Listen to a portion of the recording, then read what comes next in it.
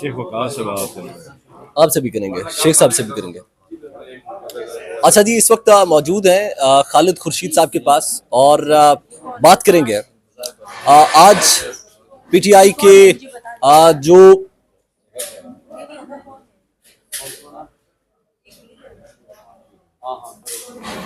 آج پاکستان تحریک انصاف کے جو چیئر پرسن کی گرفتاری عمل میں لانے کی کوشش کی گئی، اس کے علاوہ سیکرٹری جنرل کو گرفتار کیا گیا، اور پاکستان تحریک انصاف کے جو آفس ہے مرکزی سیکریٹریٹ جی ایٹ اسلام آباد کے اندر، اس کے اندر سے پاکستان تحریک انصاف کے کارکنان کو گرفتار کیا گیا، اور سامان L C Ds, computers, files غائب کر دی گئی. اسلام آباد پولیس کے اہلکار ریسکیو کر کے سامان کو اٹھا کر لے گئے. بات کریں گے. خورشید صاحب السلام علیکم جی. وعلیکم السلام. کیسے مزاج ہیں آپ کا؟ الحمدللہ. آج کے اس واقعے کو کیسے دیکھتے ہیں آپ؟ دیکھیں، یہ تو پچھلے 2 سال سے ہوتا آ رہا ہے پی ٹی آئی کا. پی ٹی آئی کے ساتھ، پی ٹی آئی کے کارکنوں کے ساتھ، پی ٹی آئی کے جو ورکرز ہیں ان کے ساتھ، ان کی لیڈرشپ کے ساتھ، الیکشن سے پہلے، پھر الیکشن جب ہوئے اس کا مینڈیٹ چوری کیا گیا. ابھی بھی یہی ہتھ کنڈے ہیں. آپ کو پتہ ہے کہ ہمیں سپریم کورٹ سے ایک فیصلہ ہوا، اس کے بعد ہمارے member M L As, M N As کو کڈنیپ کرنے کی کوششیں کر رہے ہیں، ان کے ایفیڈیوٹس کو چرا رہے ہیں. ہمارے جو سپوکس پرسن ہے، جو میڈیا ہے، جو ایک مطلب آپ دیکھیں کہ ٹی وی نیشنل جو میڈیا ہے اس کے اوپر ہمارا موقف پورا بند ہے. اب جب ہماری سوشل میڈیا ٹیم اور ہمارا جو انفارمیشن ڈپارٹمنٹ ہے وہ جس وقت پی ٹی آئی کی خبریں دے رہا ہے، تو اس کو بھی بین کرنے کے لیے انہوں نے ٹارگیٹڈ ہمارے جو انفارمیشن ڈپارٹمنٹ کے میں جو کام کرنے والے ہیں ان کو گرفتار کیا، اور آج ہمارے انفارمیشن سیکرٹری ہیں رؤوف حسن صاحب، اس کو بھی گرفتار کیا. تو یہ جو میں دیکھ رہا ہوں نا کہ یہ آخری ان کی بکھلاہٹ ہے. آپ نے مریم کی سپیچ سنی، ان کے جو منسٹرز ہیں ان کی سپیچ سنی جو کچھ پچھلے 1-2 ہفتوں سے، تو یہ ایکچولی شکست کھا گئے، اور یہ اب ان کو خوف ہے کہ یہ کس طریقے سے روکیں. تو وہ پاگل پن میں یہ اور بلنڈر مارتے جا رہے ہیں. زیادہ سے زیادہ 2 سے 3 مہینے خان صاحب نے بھی باہر آ جانا ہے. اب یہ کسی کا باپ بھی نہیں روک سکتا. یہ جو سمجھ رہا ہے نا کہ میں اس کو کہہ رہا ہوں، میں اس کو بالکل کہہ رہا ہوں کہ کسی کا باپ بھی نہیں روک سکتا. اور جس دن خان صاحب باہر آئے اس دن یہ جو جعلی حکومت ہے یہ نہ کنٹینیو کر سکے گی اور نہ یہ چل سکے گی. میں 2025 میں الیکشنز دیکھ رہا ہوں، یہ جو بھی مرضی کریں یہ مطلب اب یہ روک نہیں سکتے جو چینج ہے. ایک چیز ہے جو ایڈمنسٹریشن ہے، پولیس ہے، ان کو ایک چیز میں پیغام دینا چاہوں گا کہ ہم نے بہت برداشت کیا. ہم نے خان صاحب کی گرفتاری برداشت کی، ہم نے 9 مئی کا بہانہ بنا کے پی ٹی آئی کے اوپر ظلم برداشت کیا. حالانکہ 9 مئی کی ذمہ داری بھی پولیس اور جتنی سیکیورٹی کے ادارے ہیں ان کے اوپر ہے کہ آپ لوگ کہاں تھے اس دن، کہاں غائب تھے. خان صاحب کی موجودگی میں ہم ریلی کا اعلان کرتے تھے تو ریلی تو نکال نہیں سکتے تھے. ہمیں تو این او سی مل کے بھی ضلع شاہ کو انہوں نے مار دی. تو اس دن کہاں گئے تھے، اس دن کہاں مر گئے تھے یہ سارے.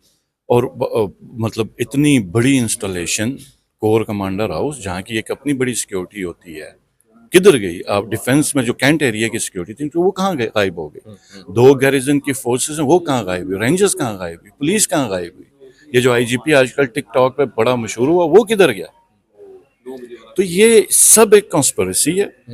اور مسئلہ یہ ہے کہ یہاں پر ایگو ہرٹ ہوئی اسٹیبلشمنٹ کی کہ ہم نے آج تک چینج کیا ہے، کرتے آئے، تو آج ہم عمران خان کو یا پی ٹی آئی کو ہٹا رہے ہیں تو یہ قوم کیوں نہیں مان رہے؟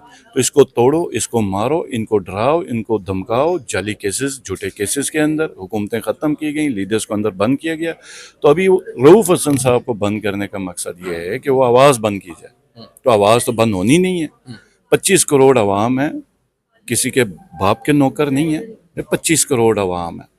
اور ادارے اپنا فیصلہ کر لیں، یہ جعلی حکومت اپنا فیصلہ کر لے کہ انہوں نے اب آگے کرنا کیا. اور میں بالخصوص اب یہ کہوں گا، دیکھیں جو پولیس اور ایڈمنسٹریشن ان کا تو کوئی انٹرسٹ نہیں ہے، انہوں نے تو اپنی ملازمت کرنی. تو ان کو میں یہ کہوں گا کہ آپ اب اپنا فیصلہ کر لیں کہ ہاں خان صاحب نے تو کہا جب وہ باہر آئیں گے تو فتح مکہ کا ماڈل ہوگا، سب کو معاف کریں گے. ٹھیک ہے، ہم نے ابھی تک برداشت کیا، ہم نے ابھی تک بنگلہ دیش نہیں بنا دیا.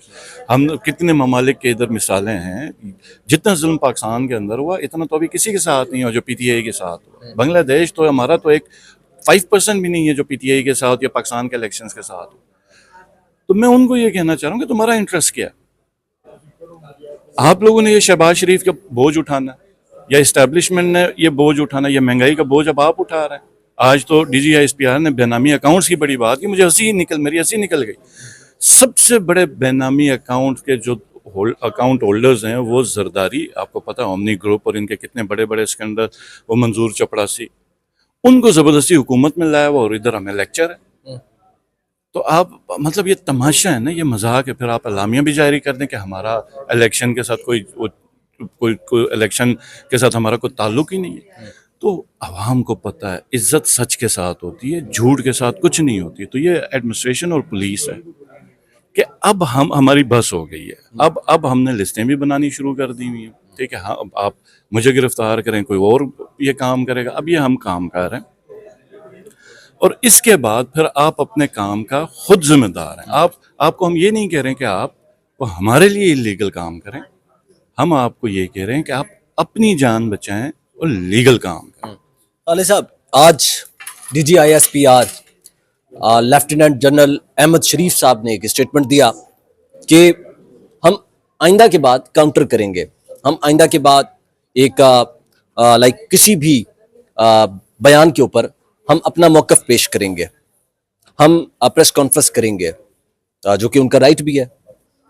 اچھا، دوسری طرف انہوں نے یہ کہا ہے کہ ہم باقاعدہ طور پر اب جی اس پر غور و فکر کر رہے ہیں، کیونکہ پاکستان تحریک انصاف جو ہے وہ امن عامہ کا مسئلہ ہے، اس کے خلاف ہم مزید آپ کیوں ہنس رہے ہیں؟ میں تو چلو پاکستان تحریک انصاف کو، آپ تو صحافی ہیں، آپ کیوں ہنس رہے ہیں؟ ان کے بیان، آپ کو سنجیدگی سے یہ سوال پوچھنا چاہیے. آئی ایس پی آر کے جو D G I S P R کا آپ وہ اسٹیٹمنٹ پڑھ رہے ہیں تو آپ کو ہنسی نہیں آنی چاہیے. آپ بتائیں.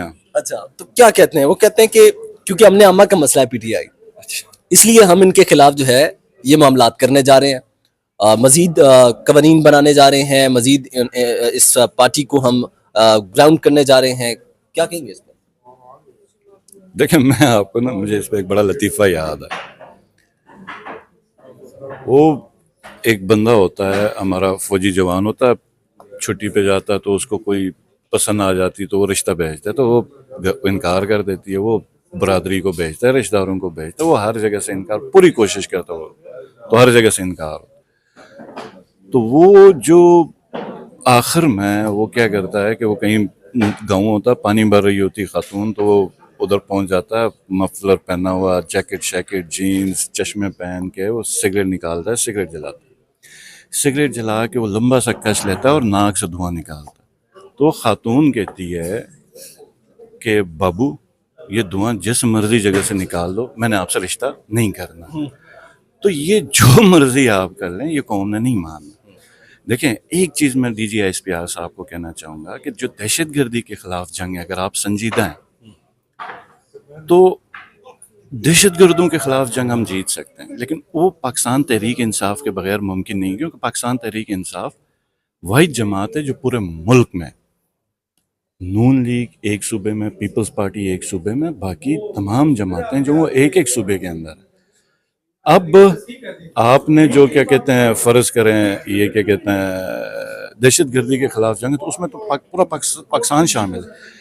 لیکن بات یہ نہیں چلے گی کہ آپ نام دہشت گردوں کا لیں اور جنگ آپ عوام کے ساتھ لڑیں. عوام کے جنگ میں نہ یہ کبھی ہمارے ادارے کے مفاد میں رہے، نہ اس کے انٹرسٹ میں رہے، اور نہ ہم کبھی اس کی اجازت دیں گے، کیونکہ یہ فوج ہماری ہے، یہ ادارہ ہمارا ہے، یہ ہماری سلامتی کا ادارہ ہے. ٹھیک، تو یہ کچھ انڈیویجولز اپنی انٹرسٹ کے لیے، جیسے ہم نے دیکھا نا ادھر کیا کہتے ہیں چیف جسٹس صاحب، اپنی ذاتی ضد کے لیے آپ پورے ادارے کو بدنام کریں اور اس کو استعمال کریں. تو ادارے کے تو خلاف نہیں ہے نا، لیکن اس انڈیویجول کے خلاف ہیں جو پرسنل انٹرسٹ کے اوپر یہ کام کر رہا ہے. تو اسی طرح D G I S P R صاحب کو ہم کہنا چاہتے ہیں کہ یہ جو دہشت گردی کی جنگ ہے، اس کا نام لے کے آپ ملک کی سب سے بڑی جماعت کے اوپر کریک ڈاؤن کریں، لوگوں کے ساتھ لڑائی کریں، تو وہ نہیں چلنی. بہت شکریہ.